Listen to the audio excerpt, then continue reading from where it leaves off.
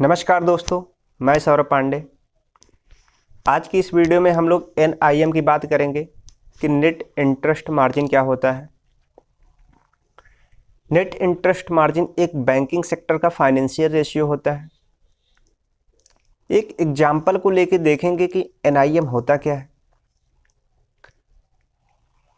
मान लीजिए हमने किसी बैंक में 100 रुपये जमा किए और उस 100 रुपये का बैंक हमको 5% का साल का इंटरेस्ट देते हैं और हमारे उसी 100 रुपये को बैंक किसी अदर पर्सेंट को 12% के इंटरेस्ट पे लोन देते हैं। तो यहाँ पे अगर NIM देखें तो यहाँ पे टोटल इंटरेस्ट बेनिफिट जो आता है तो 7 रुपये निकल के आता है। NIM हमें यह बताता है कि कोई भी बैंक अपने पास कितना % इंटरेस्ट के रूप में रखते हैं।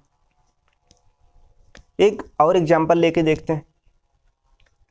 मान लीजिए कोई बैंक अपने क्लाइंट से 100 रुपये 5 क्लाइंट से लेके 5% का इंटरेस्ट देती है, लेकिन ज़रूरी नहीं है कि बैंक लोन बांटते टाइम सारे के सारे पैसे को लोन में बांटे।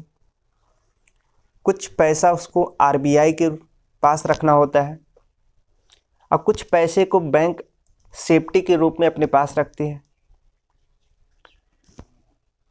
तो यहाँ पे बैंक 400 रुपये को 12% के इंटरेस्ट पे लोन देती है। तो यहाँ पे अगर कैलकुलेशन देखा जाए तो 500 रुपये पे 5% का इंटरेस्ट देती है, तो मतलब साल का 25 रुपये बैंक को पे करना पड़ता है आपको।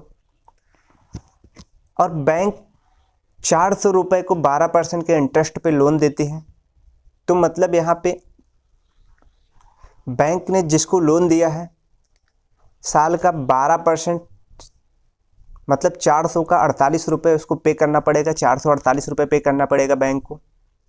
तो यहाँ पे टोटल इंटरेस्ट बेनिफिट अगर देखा जाए तो हम 48 में माइनस करेंगे तो 25 को, तो यहाँ पे 23 निकल के आएगा।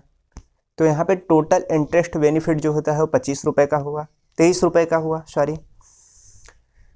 तो NIM हमें यह बताता है कि कोई भी बैंक अपने सारे के सारे इंटरेस्ट को पे करने के बाद वो अपने पास कितना % इंटरेस्ट के रूप में बचा के रख पाती है, ये हमको NIM रेशियो बताता है।